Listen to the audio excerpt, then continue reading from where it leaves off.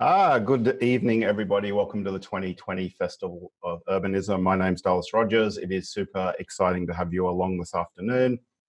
I'd like to start by acknowledging and paying respects to the traditional owners on the land on which we're meeting today at the University of Sydney. That's the Gadigal people of the Eora Nation. It's upon their ancestral lands that the University of Sydney is built. And as we talk about cities and urban life today, may we also pay respect to the knowledge embedded forever in the Aboriginal custodianship of country. We're on Gadigal land, but I'd like to know what land you're on. If you can open up the chat function, say hello and tell us what Aboriginal land you're watching in from today, that would be great. This session is called Making Better Places, Using People Power or Not. And I'm joined by three friends this afternoon, Professor Chris Gibson, who we'll hear from a little bit later, Associate Professor Kurt Iverson, and Dr. Amanda Tattersall. Professor Chris Gibson is a geographer from the University of Wollongong. He is also a fellow of the Academy of Social Sciences in Australia, and we'll be hearing from Chris a little bit later after we've spoken to Amanda and Kurt. Amanda is a postdoctoral fellow in the University of Sydney's Sydney Policy Lab. She is the co-founder of GetUp. She founded the Sydney Alliance, and she has an amazing podcast called The Changemakers. You should check it out. Amanda's already laughing. We might hear about that a little bit later on. Kurt Iverson is Associate Professor of Urban Geography in the School of Geosciences. He's currently researching different forms of people power in cities around the world with Amanda. And we'll hear from we'll hear from Chris a little bit later on. Do open up the chat function on Zoom. Do tell us where you're calling in from. Start asking your questions. We'll get those questions coming to the panel in real time. But I'd like perhaps Kurt to start with you. And before we get into the question, you have been researching different forms of people power, and particularly in 2020, we've had a pretty tumultuous year, COVID, bushfires. Before we get into the question about mutual aid, which I do want to talk about, I just wanted to start with a more general question, and that is, what is people power? So what we're talking about when we're talking about people power is, speaking about democracy, really, and citizenship, and asking, well, what form does it take? If the people are meant to be able to govern themselves, then how do they do that? And how are societies organised to enable that to happen? And I suppose the research that Amanda and I have been doing has really been, joining a whole bunch of work that goes on across the academy to think about that participation in our governance and our democracy beyond the act of voting every few years. Even that act, we know, can't be taken for granted, and that's what's at dispute right now in a place like Hong Kong or Thailand. But of course, beyond the act of voting, there are all these other ways that people organise and mobilise and do all sorts of things to try and build their collective interest and their collective power to actually shape the societies in which they live and shape the way decisions are made that affect their lives.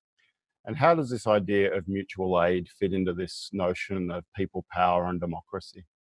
Well, look, mutual aid, when people are talking about mutual aid, and we want to talk about it specifically in relation to bushfires and COVID as we've experienced this year. But it's really talking about two key things, I guess. Firstly, it's speaking to the idea that actually we're better off in the face of crisis or in the face of challenges, cooperating with one another on solutions than competing. But typically when people use that idea of mutual aid, they're talking about a particular kind of cooperation, talking about the idea that actually, citizens in societies and inhabitants in cities have the capacity to sort of solve their own problems and sort themselves out, without needing the state or without needing the market and corporate actors to sort of help them do it.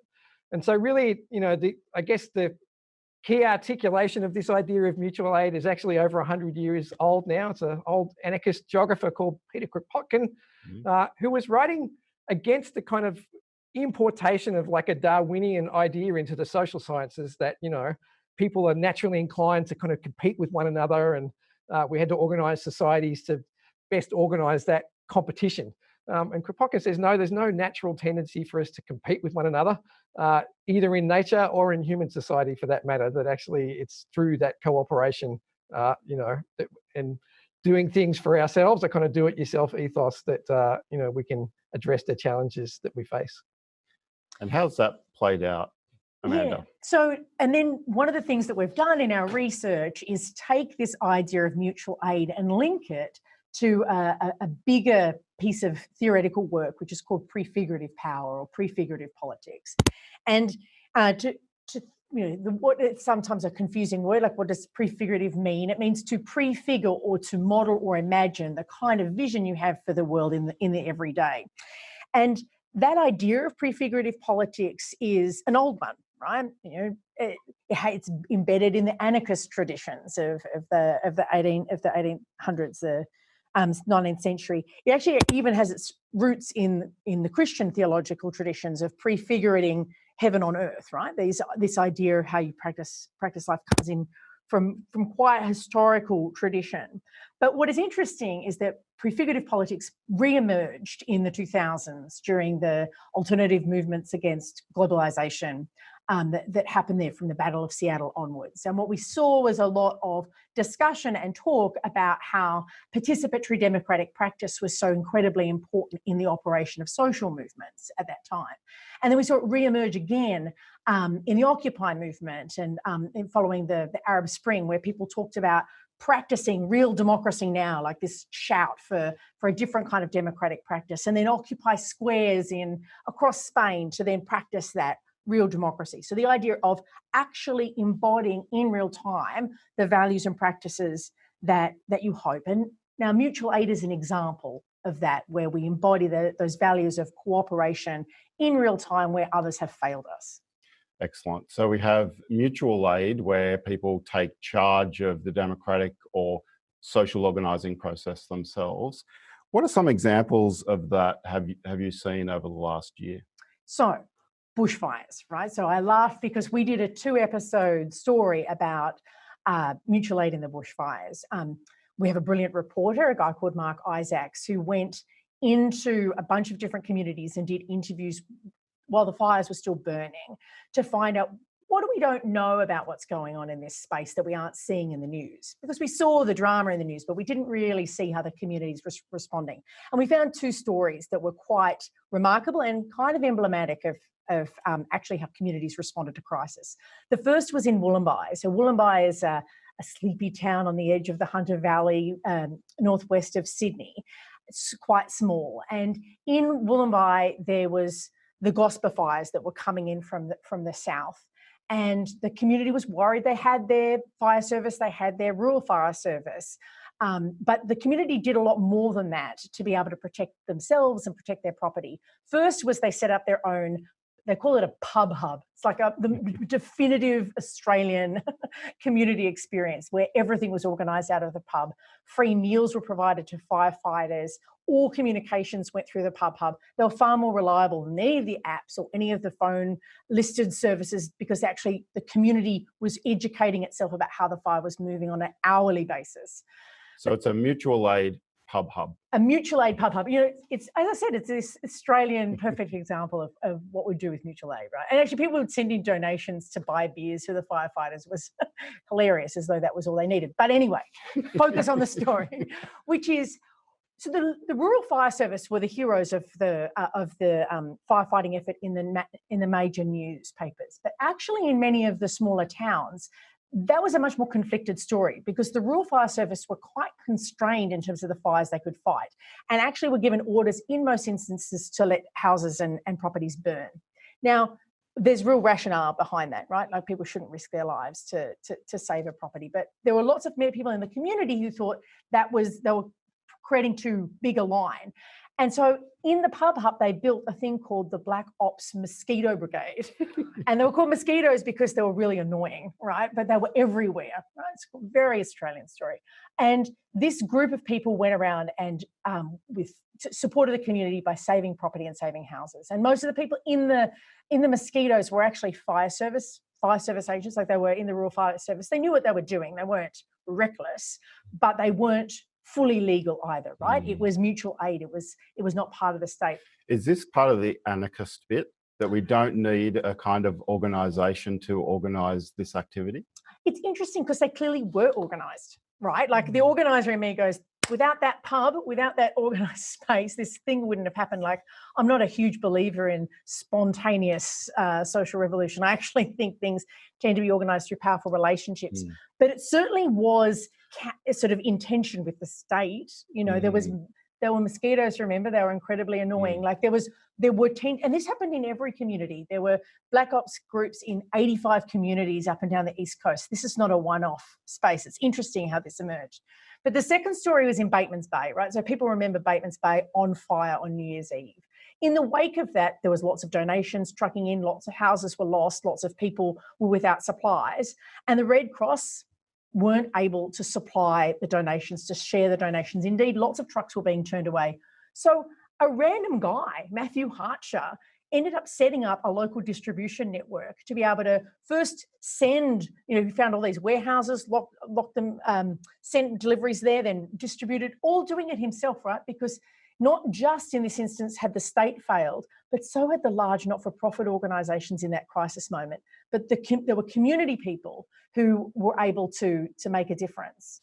And, and just to say, for those who are super curious about these really interesting stories, I'd say that there are 2 episodes of Changemakers, and we'll put them in the chat. I knew we would hear more about that. Yeah, I know, a little ad, right? That's my mutual aid project. But just to say, like, so there's incredible fortitude in these stories. People actually, all this collaborative work occurring. But I would also say it comes at a real cost, right? Like, you're starting to see the shadow of the real cost. Matthew Harcher burnt out through this process. He just sort of burned himself out trying to support his community. Some of the people in Wollongong, they were lucky to not lose their lives in fighting these fires. Sometimes we talk in the podcast about the kind of danger they're exposing themselves to. This is not easy, this kind of prefigurative mutual aid. It's fraught. It's fraught with both positives and negatives. All right, so you definitely should check out Amanda's podcast for those 2 episodes. I'd like to move to the pandemic now. And what types of mutual aid programs have we seen in the pandemic, Kurt? So look, I had a whole project going with a group of students here at the University of Sydney in a course that we were going through our own pandemic experience of shifting teaching online and having to think about what we were going to do for our research. It's a course called Urban Citizenship and Sustainability. And it just became very clear to us as we were living through the pandemic in the city ourselves that there were all these sort of self-described mutual aid initiatives popping up all over the city. GetUp had set up a website called Viral Kindness where people could kind of, self-describe and upload, contact details for the initiatives that they were involved in.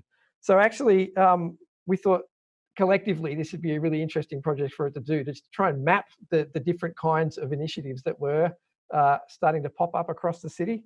And, there were dozens of these initiatives going on. And what is really interesting, I think, in just looking across the breadth of them, I guess, is just the incredible diversity of what people mean when they say mutual aid. So these are all people that are kind of self-identifying as being involved in some kind of mutual aid effort. But, as an urban geographer, the first thing that really strikes is just the different scales at which these things are organised. So, in some of the denser inner urban neighbourhoods, they're like street level, even apartment building level sort of groups and networks. In other parts of the city, covering whole suburbs or whole sort of regions. And sometimes not having a geographical basis, but, mutual aid groups that were groups of international students trying to look after one another as they were stuck here in the city, for instance. What drives that? What drives this change of scale or? Yeah, and so that, I think, is sort of speaks to your earlier point about how the things are organised, right? Which is that in some cases, these are initiatives that really did kind of come from nowhere. But more often than not, actually, they are kind of piggybacking on existing sets of relationships, existing civil society organisations that are already hubs, like the kind of pub, right? Exactly. But in the case of a tall apartment building, like the lift well, that has become a kind of communication space where people are always popping notices, or like the lamp post in a suburban street. So, using existing Facebook groups that are kind of, your suburb group. So oftentimes they were kind of building off the back of those pre-existing things, but sometimes also, supported, for instance, by local government. So some of them operated at that scale because actually they did have some connection to the state, or maybe to, a corporate actor or a local chamber of commerce or something like that. So, yeah. And what is it about these strategies? Why are they so powerful? Well, for me, they demonstrate that change is possible, right? So people talk all the time in the world of people power and the world of social change, and that's all they do, right? They talk. Whereas when you're enacting a prefigurative strategy, where you're enacting a mutual aid strategy, you're actually proving and demonstrating through action that change is possible. And I think that that's in part what makes it so radical, their narrative capacity. For instance, to link it back to our broader research on cities, we've done a piece of research on Reclaim the City, which is a movement in Cape Town, and they've been campaigning for a long time for Black housing in the inner city. And everyone said, it's not possible. And in response, they occupied two hospitals, vacant hospitals, disused hospitals, and created emergency housing for Black, poor and working class communities. And all of a sudden, what was impossible becomes possible. And over the period of the demonstrative value of that, and also the movements that are incubated in those space, then allow for greater gains to be won. And now you can see there's 11 affordable housing precincts being built in that city. And the reason is because they were able to do something that was so able to demonstrate that change was possible and real. And we will move to a curlier question in a minute about some of the limitations of this, but I just want to remind people watching at home that you can put your questions in the chat function and we'll come to those. What are some of the limitations with these initiatives, Kurt? Yeah. Are they as rosy as they seem? Well, yeah, so the strengths exist with a set of limitations, and like one of them that, again, we found in the Cape Town example and other things that we've researched, but here again too, that Amanda's already hinted at, is just that they're very labour intensive, right? To sort of create a new world within the existing one, as it were, is just incredibly labour intensive. And we can well imagine that different communities are going to be, have different access to the kind of resources and time and skills that are required to sort of do that. So that's like one of the obvious challenges for mutual aid. And it's one of the reasons I think that, again, looking across the pandemic examples in the city, we see that there were, they weren't evenly spread across the city. There were some communities where they were really intensely concentrated and others that were maybe struggling to get them up and running. But do socioeconomics or other factors play into this? Like that wasn't, it seemed to be one of the factors, not the only one. I think, there's partly, again, about that sort of pre-existence of civil society institutions in different parts of the city that have much longer histories of that kind of, activity. So a whole bunch of factors, but that definitely seemed to be one of them. But I guess like the other thing that is the really interesting political tension here is this sense in which, as Amanda's just been saying, to kind of prefigure the world that you want to see through your actions and to say that we can do this and we don't need the state is, on the one hand, potentially quite progressive, and on the other hand, potentially regressive if it becomes mobilized as a kind of, so that's why we don't need the state anymore, and we can withdraw funding and support for all of those civil society institutions that might actually sustain a kind of mutual aid kind of politics.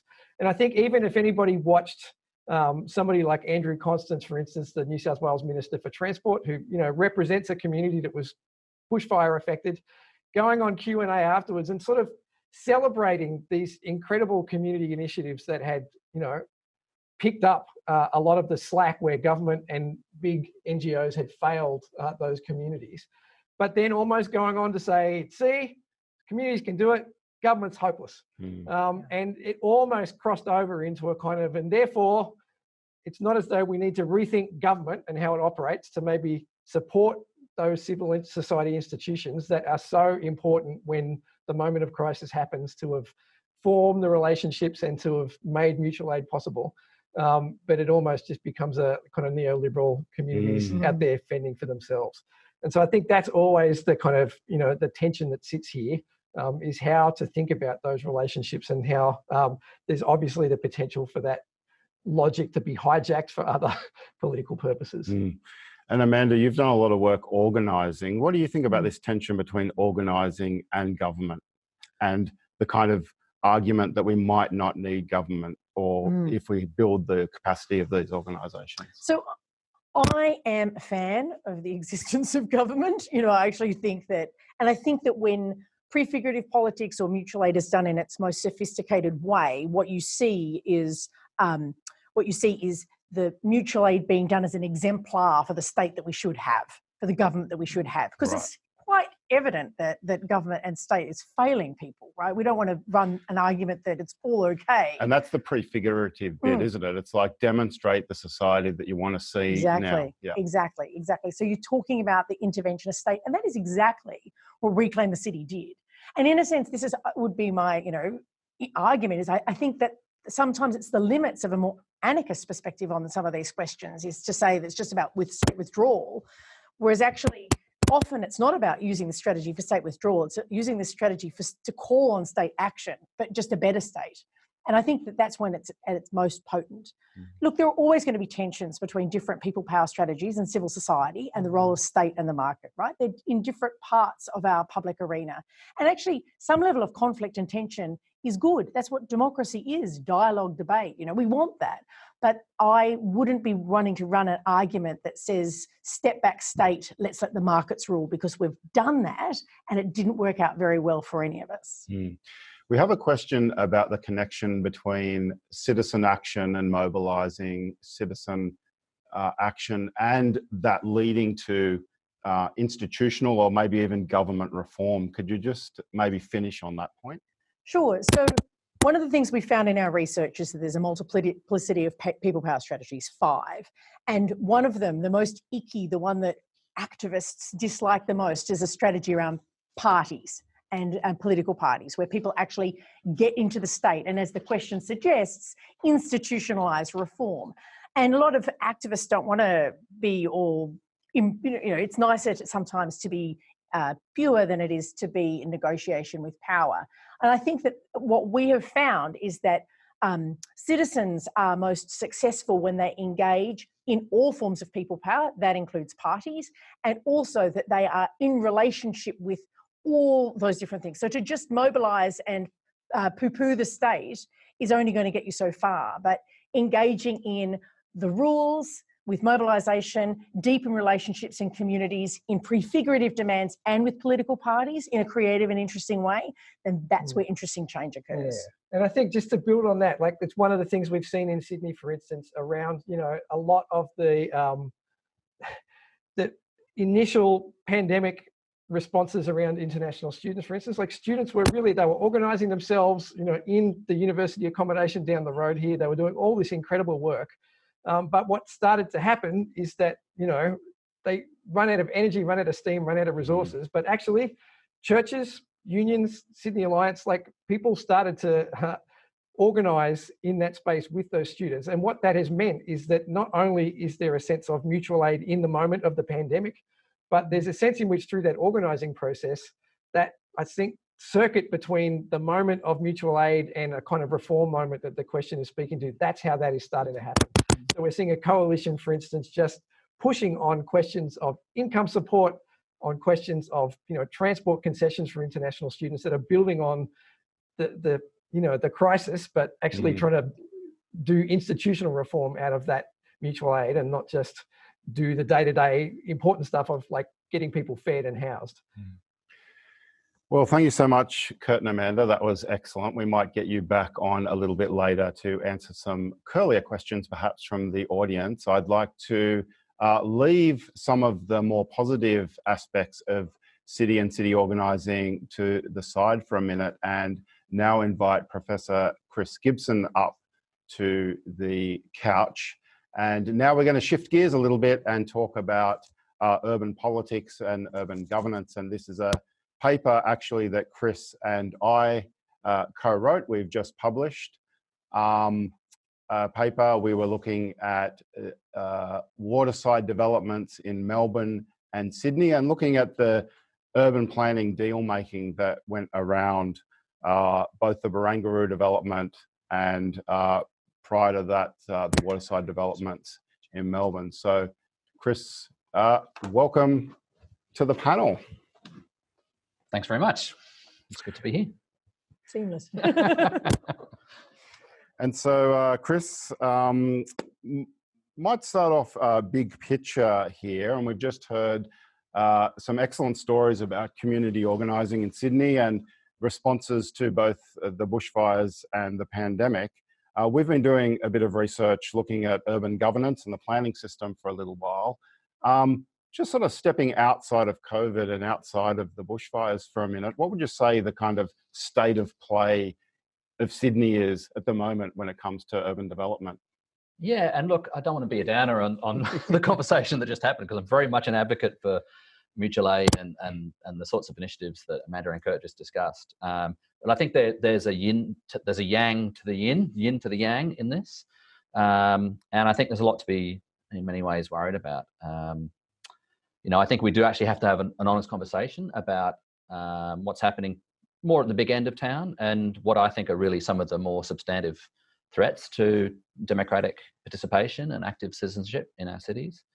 And in the paper that you and I have recently published, we delved into some of the specifics of that in relation to the planning system. So I think, we've seen over a decade, I guess, the city becoming really increasingly structured as a large pool of possibilities for development interests. And we're seeing really the city kind of reconfigured as a space for deal making. And I think that in some ways that's always been part of the culture of development in cities, right? You go back to Chicago in the 1920s and, New York in the 1980s, the ways in which powerful interests are related to politicians and the ways in which city spaces are being reconfigured and redeveloped for monetary interest there's nothing new in all of that. But I do think there's a sense in which there are new avenues and tactics and new regulatory regimes that are enabling that to happen in different kinds of ways. So we see, for example, things like asset recycling, transit-orientated growth and corridor strategies, mass rezonings, and what we're particularly interested in, which is the notion of the unsolicited proposal, or USP, which is it's a kind of bit of the planning system people often haven't heard of, but I think the implications of what it is for the planning system and for democracy are potentially quite profound. And you came to the unsolicited proposal idea through your work looking at industrial estates. Yeah, so we had a research project which was, to be totally honest, much more modest in its scale and intent, which was much more confined, which was really interested in older inner city industrial estates in Sydney and in Melbourne, and looking at them for the kinds of grassroots activities that they support across a range of small enterprises and creative industries and manufacturing and craft-based industries, but also a lot of the community organisations actually that Amanda and Kurt are talking about, local seniors bus services and a whole kind of range of really kind of localised community services actually are operating out of low rent spaces in inner city industrial areas. And so we've been working on one of those, really just documenting that diverse set of activities in a zone of the city that's kind of neglected by planning, and buildings going into various states of disrepair, some kept better than others. And historically, we would see that redeveloped, wouldn't we? So we would see areas of the city on the fringe or the fringe of the city, which were industrial, and then as the gentrification kind of wave came through, they would get rezoned and changed. And I think your project is about saying, well, actually, there's something really important here, both in terms of the business and maybe the organising, and maybe we don't want to rezone these areas. Yeah, that's exactly right. So there's always this kind of like axiom in planning of like highest and best use, that sort of goes hand in hand with an idea that you let markets sort of orientate land use and so forth. Whereas what we're saying is actually these particular bits of cities have got really distinctive functions because they're low rent and because they're proximate to services and to markets and to consumers, citizens, the people who need those services as well. So so we were caught in the middle really of a conflict actually that emerged around a particular industrial zoned area of Sydney that we discovered had been subject to a proposal, or rather grand proposal, for very high apartment buildings, and a lot of them in a relatively confined space. And delving a little bit more into the decision-making that went behind this, it was quite obvious that actually the decisions to propose this and a lot of the planning documents that surrounded it had come about with any real understanding of what was actually on the ground. So a lot of the sort of the studies that have been done to prepare for mass rezonings along a rail corridor this is tied up in, there's just been desktop studies, have done floor space analysis. We've got this much industrial space, is this amount of square meterage. On average, those industries tend to employ X number of people. Therefore, this is the sort of number of people that might be affected in terms of their jobs and so forth. So what did But you no do? one ever actually gone down and looked at like what actually were the enterprises that were in these spaces. And what happens when you go down there? You realize actually that there's this density of occupation and activity and diversity. And actually in a really kind of interesting parallel, lots of those connections are grassroots. They're developed organically over time. So the photographer who's next door to the jewelry maker, who's down the road from the local ethnic community group, they're all sharing jobs and referring to each other and finding ways to mutually benefit from being together in that single space. So not only were there enterprises and community organisations at risk from displacement from this rather large sort of proposal, but it was also those qualities of what happens in a particular geographic part of the city that were at risk as well. So that was one of those one thing leads to another kind of scenarios. And really, is that where you came into contact with the idea of the unsolicited proposal, this idea that you will make a deal on a plot of land sort of behind closed doors? Yeah, that's right. So delving deeper into it, we realize, there are these reforms that have happened to the planning system now over the better part of a decade, culminating in this thing called the unsolicited proposal, which I didn't have my head around. So I turned, who do I know who might have some understanding of this? Dallas Rogers will understand this. And so the more that you and I talked about it, we realized that there were threads connecting this particular site with where you'd been working as well. So I'm going to throw to you and say, so, how did this relate to what you well, so were, I was doing work down in Millers Point, and I was hanging out with Barney Gardner, who was the tenant who was advocating about, all the evictions that were happening there for the public housing community. And I remember one of the first times I saw Barney, I went up and knocked on his door. He took me to his house. We're talking about the evictions at Millers Point. And he said to me, the reason that we're getting kind of evicted is because of down there. And he pointed down the road, and down the road was Barangaroo, of course. And very quickly he'd put together in his mind that this whole kind of new development that was happening down the hill was connected to, them getting evicted up on the hill. And I started looking at what was happening there. And right at that time, the unsolicited proposal was was in the news and has pretty much been in the news ever since. So we kind of came together and talked about, these two cases of unsolicited proposals in the industrial area in Marrickville and down at Barangaroo. And I guess we've come up with this idea of unsolicited urbanism. And I might throw back to you and see if you can explain exactly what that is.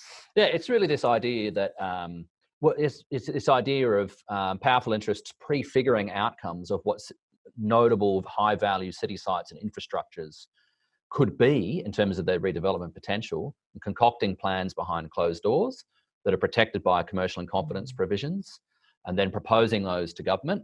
And now there's a legitimation of that kind of culture of deal making and propositioning that's embedded into the planning system. So there's now the prefigured concoction enters into a planning system that then has a legitimacy, has a process attached to it.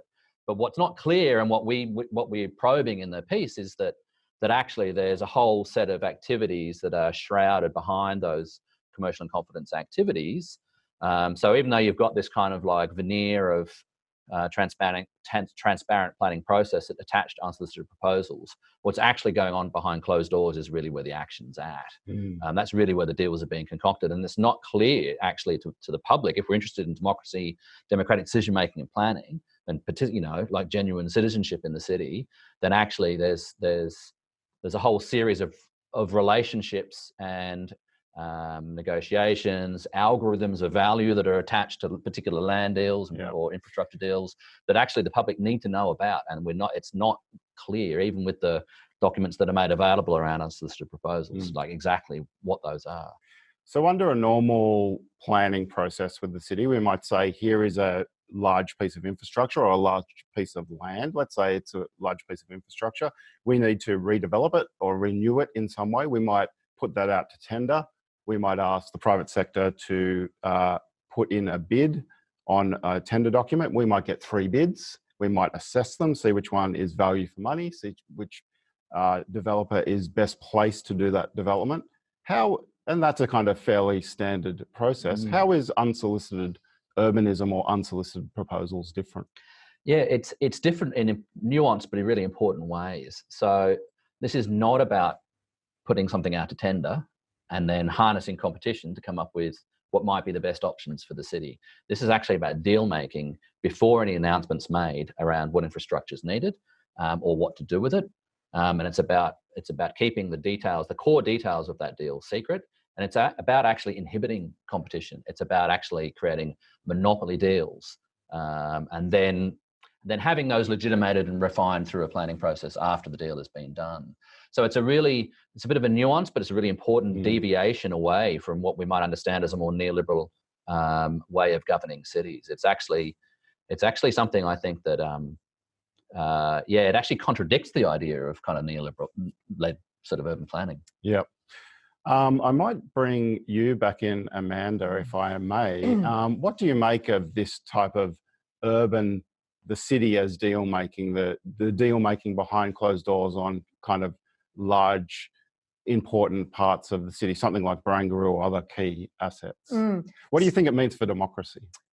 So, well, it's terrible, right? Like, but the thing, I mean, it's also not surprising because the market is, excessive in its power and does have its claws a little bit into the day-to-day decisions of government, and civil society, bless its soul, is kind of weak as a countervailing force. And so that is the situation that we've got. I mean, I don't have a problem of the idea of deal making. I quite liked the deals that the Green Bans were able to force on government to push back on excessive overdevelopment, say in places like Millers Point. That was deal making too. I just would like everyone, especially the people, to have enough enough resources and enough capacity to be able to have a seat at the table and be able to negotiate rather than just be ignored and have their interests stomped on. The opaque lack of accountability is the problem. Like, that's where the breach, it's a breach of what we expect in a democracy. Democracy is, ruled by the people, but the people are not even included. And so, so the question then becomes, I just look at that situation, I'm more of a half glass full kind of person, and just go, okay, well, what kind of organising strategies, what kind of people power work, what kind of sophistication is going to be required to be able to respond to this really difficult situation? You know what I mean? I might throw that to Chris. Who gets to organise in this way? Who gets to organise and make a deal? And what are the kind of constraints and technical capacities that you need to kind of enter into this type of deal making? Yeah, and that's part of the issue, because I think on paper, theoretically and philosophically, you could imagine scenarios where actually you could have the participation of community groups, for example, in maybe not deal making, but in proposing different kinds of uses for public sites. So, hypothetically, you could have a range of social housing organisations, for example, saying, well, actually, no, the Barangaroo site, the best use of that is actually for mass public housing, to provide affordable housing for a whole range of people.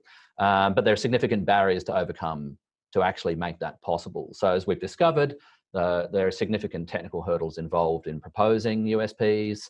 The actual system itself is impenetrable, really. Like, it's, as we've discovered, right? We've interviewed people about it, and even the people administering USPs struggle to explain the technical complexities around the financing of them and so forth. So it's in fact people like, not just the developers, but it's the consultants who developed unsolicited proposal mechanisms and procedures, who now advise private sector interests in how to actually put them in. There's an industry around actually just bringing them together. So I think I agree with you. I think that it is interesting to think through ways in which we could marshal the forces of good, as it were, to get a seat at the table. But I think also it's going to require actually like an honest conversation about the actual planning system itself and its technicalities. And that's hard, because I think it's less easy to mobilise interest around that. How do we mobilise interest around that? Well, I just saw there was a question on the thing about groups being co-opted in this kind of process, and this kind of greenwashing or co-option or accommodation process that can go on. And I think that's a really interesting one, because part of negotiation is who sets the terms, right? And so I just think of our rules around people power. We talk about playing by the rules, traditional consultation processes in planning or by government. The difficulty for having a real community say in that thing is that all the rules, all the terms are set by those who are already powerful, and you come along as a community group, there's a bit of a ticking in the box exercise, and then away you go. It's not a negotiation. It's like a fake negotiation, really. It's not a real deal. It's a fake deal. And so part of the question is, we should have those processes, but they're not nearly enough. Part of it is actually being able to resource communities to be more active, and I think that that's the challenge. In terms of that, if only I had the answer. Like, I spent 10 years building this thing called the Sydney Alliance that trying to organise, and still continues to organise all the major religious organisations, unions and community organisations into a massive network for change. And we still found, of course, this to be difficult. The big thing that I fought when we contested was WestConnex. That was when WestConnex was being built.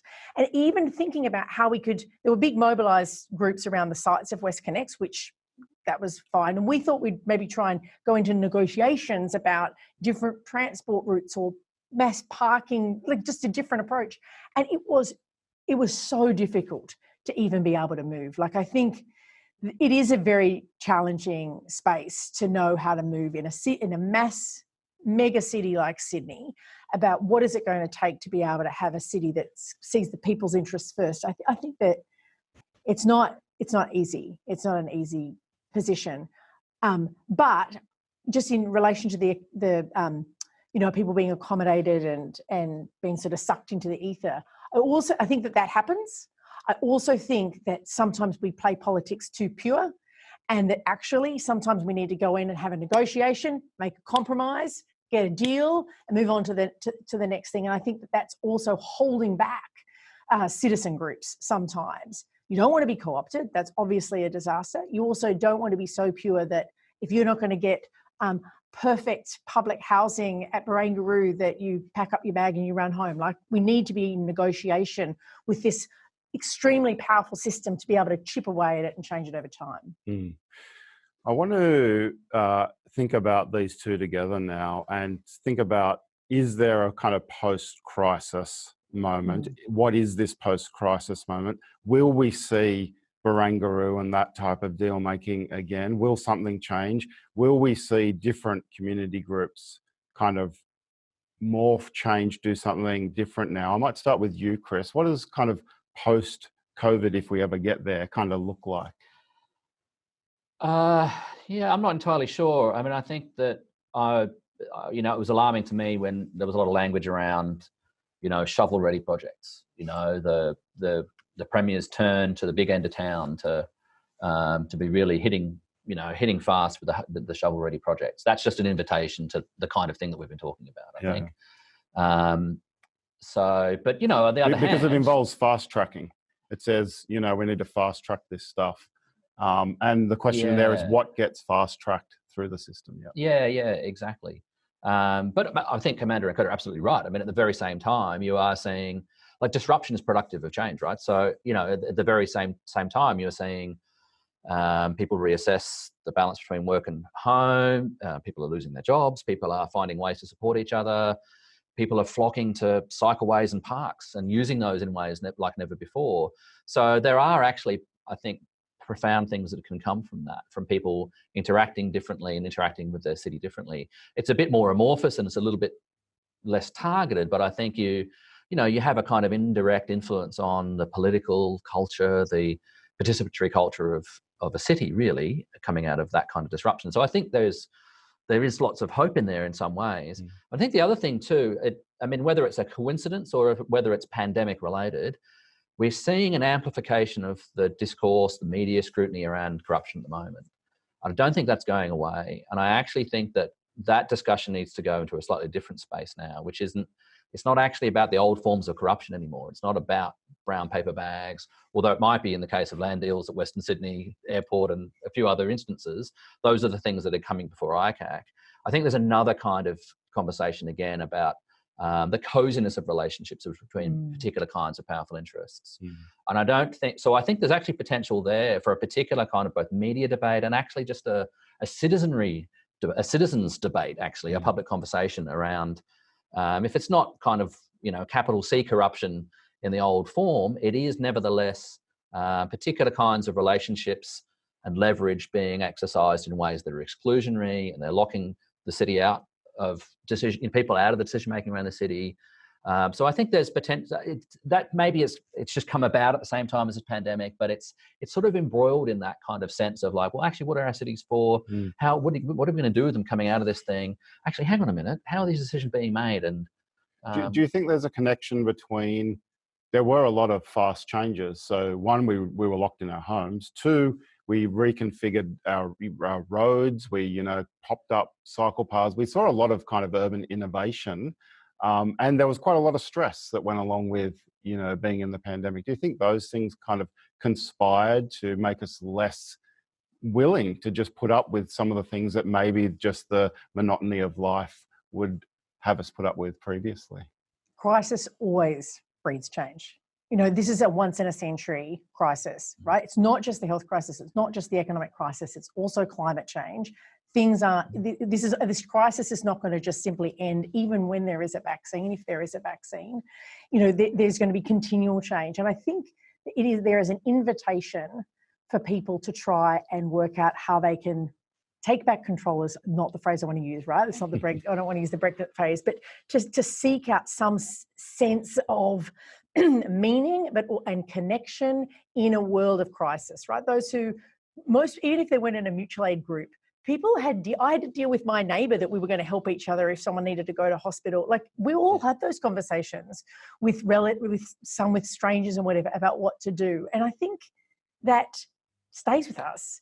And I think in the fact that we're going to have more crises, I mean, the fires are not gone, and there are going to be other challenges. Some crises around jobs in regional areas, if it's a fossil fuel dependent economy, that we're going to need to work out how to talk with each other. And crisis doesn't mean it all works out okay. Like, the Great Depression did also lead to some pretty nasty stuff in Europe, right? Like, it can lead to sort of fascistic tendencies, but it can also open up the possibility of us contemplating what is important and doing things really differently. And I think that there are signs of that. There are signs of that regionally. In the Hunter Valley, you've got a level of collaborative cooperation between different constituencies that you haven't seen ever. I think there's the possibility for that kind of thing to happen in our cities. But I would also say crisis creates an environment for people to think differently, but change doesn't happen simply through spontaneity. It happens through people actually coming together and doing things differently. And that's the question challenge for us. We have a question, and please keep posting your questions in the chat. We have a question about whether the debate around the casino license at Barangaroo will actually be a catalyst for kind of rethinking things like the unsolicited proposal. Yeah, look, possibly. And certainly we've been attempting to try and make that connection, I think. And maybe this is part of it too. Like, it's not as if we're ever going to wipe the slate clean and have this sort of like a politically pure space to have a debate about how planning should proceed in the city and how, development should occur or how public participation should occur. So it'll be these very particular kinds of crises or, scandals that pop up that provide the opportunities to open up and connect to bigger kinds of debate. So yeah, I think potentially it is. What do you think, Amanda? About the Barangaroo? Yeah. It made me think that, I mean, look, I can't see them not giving him the license, but I do think that, the point around, you're describing about ICAC, where it's not like, oh, Joe and Fred are corrupt and everyone else is fine. I think actually that's shifting. I completely agree that actually people are getting a sense of, oh no, the system is a bit corrupt. There's just too much secret deal making, like what we're seeing federally around a whole bunch of issues, Angus Taylor, all this sort of stuff. There's this sinisterness about how the market is operating, that there's just not enough sunlight in that space. And I think that's pretty widely held. And I think the Barangaroo stuff the casino license is emblematic of that. I think that's growing. The difficulty is what do people do with that? Like, power pulls a vacuum. Just saying that things are corrupt and terrible doesn't necessarily mean that everyone goes, oh, and then some progressive solution is X. Like, I think the challenge is on leaders, political leaders and civil society leaders, to be able to articulate alternatives. They're not going to write it from scratch, of course not, but to articulate clear, easily interpretable alternatives to how the system could run, that means that people have a meaningful role, and that there is sort of a openness and transparency to the political process. And for people to trust that, in a world where things are a bit dark at the moment, like for Australia to try and lead, but to be trusted in leading with a better democracy. We're coming towards the end of the session, but I wanted to zoom out a little bit. I know you've done a lot of work with Kurt all around the world, and I've been following your work in Hong Kong quite closely. And I just Hong Kong is such an interesting case, and interesting that what was happening there kind of got squeezed a little bit by COVID. Yeah. Could you just tell me, like, what's been happening in Hong Kong, where it is now, and what you kind of think about global politics? Yeah, sure. So, people might have seen in the news this morning that Joshua Wong and two of his old Democracy collaborators have been found guilty. They pleaded guilty and found guilty to protests, and now are going to be jailed. They could be probably jailed for about 7 years. It won't be for life. That's the commentary in the news. And, what do I think about it?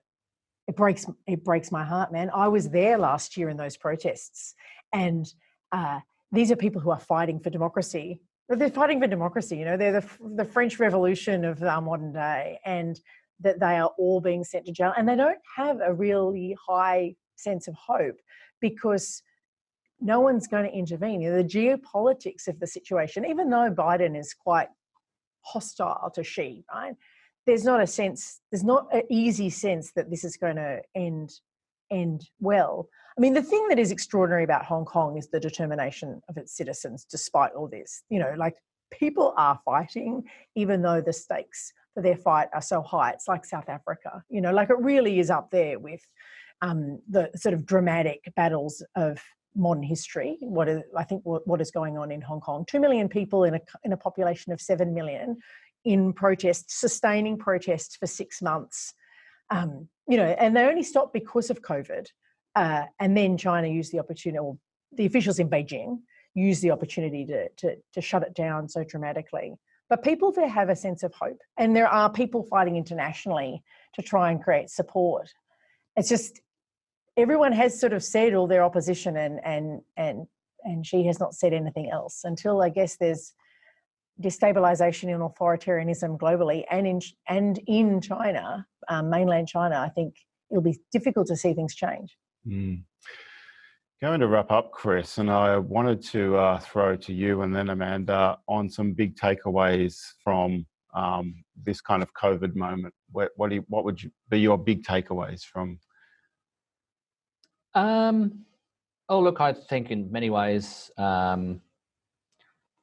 it's a bit off topic for this panel, but in many ways, like just the profound speciesism that underpins, the human ego. The ways in which our economic and planning systems have been, found to be vulnerable in ways that we didn't necessarily foresee by a wily virus whose reproductive capacities and tactics have confounded us at every turn. I think that's an opportunity for us to, be a bit more humble, I think, and actually presuming we have all the answers all the time. And maybe what goes with that actually is an opening up of, a different kind of dialogue, really, that's much more open and, is much more kind of staying with the messiness of it all, actually, rather than kind of like proclaiming really distinctive, singular political positions and sticking by those, So maybe there's something in that, I think, just staying with the mess of it all and actually promoting dialogue, really, I guess, is the main thing, and a more active debate about what's going on and what our cities could look like as we move beyond this, presuming that happens at some time soon. Amanda, I agree with staying with the mess, right? Like after the Spanish flu, we had the Roaring 20s, right? Everyone just wanted to run away from that horrific experience and dance and drink. And my hope is we don't do that. is that I think that we need to stay with the experience. I mean, this was an extraordinary experience. We all were at home, kind of imprisoned in our house. Those who have mental health issues struggled more than most. You know, those who suffered with domestic violence suffered more than most. People who knew people who had COVID, someone close in my family had COVID. We thought that they might die. This was an extremely serious time. And I hope that we can sort of still share that with each other as we try and make life normal again. I don't want to go back to the way things were. I actually think this kind of sincere moment invites us to take more seriously what we've got left and how we can make it stronger. And I actually think it's the responsibility of our leaders to talk in those terms, you know, to not talk about, you know, quick getting back to everything and snapping their fingers with solutions, but actually linger with the sort of, with what happened. And we were in Sydney. Like, for those who are in Melbourne, I mean, their experience was overwhelmingly crushing and difficult, but they got through it. I think that needs to be honoured and in the political solution. And I think it's possible to be able to achieve different outcomes if we can be sort of in touch with the sort of vulnerability that we all experienced in 2020. Excellent. And I think that is an excellent place to end this session. We have Kurt sitting over there behind the camera, Amanda and Chris here. If you could all give them a virtual round of applause. Thanks everybody for coming along this evening, and make sure you check out some more festival events. Thank you very much.